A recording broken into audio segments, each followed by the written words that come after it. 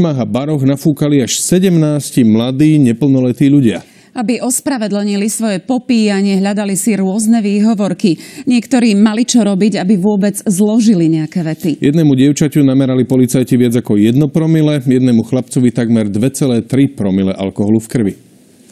Mestskí policajti vchádzali do barov a krčiem, aby skontrolovali mládež. Tí, ktorí podľa občianskeho preukazu ešte nedosiahli 18 rokov, museli absolvovať dýchovú skúšku. Niektorí mali v sebe 1 pivo. Boli aj takí, čo nevládali rozprávať. Na promile 70. Takto do prístroja a 10 sekúnd plynu na jeden výdych. Chlapec, ktorý vykrikoval, takmer odhadol množstvo alkoholu vo svojej krvi, no v skutočnosti ho mal až 2 promile. Jedna dievčina sa bránila, že je chorá a preto nafúkala. No prečo sa zabávala v krčme, keď berie lieky, už nevysvetlila.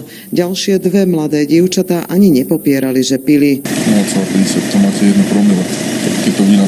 Naša skupina sa zamerala na okolie ulice Národná v Starom meste.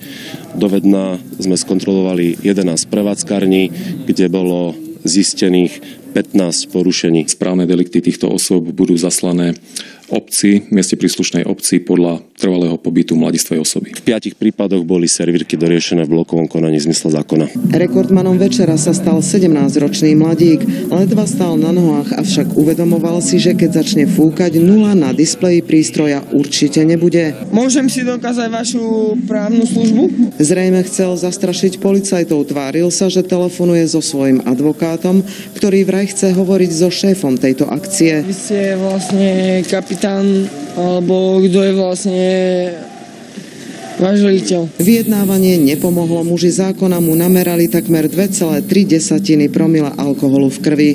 Zo Žiliny Iveta Marešová, televízia Joj.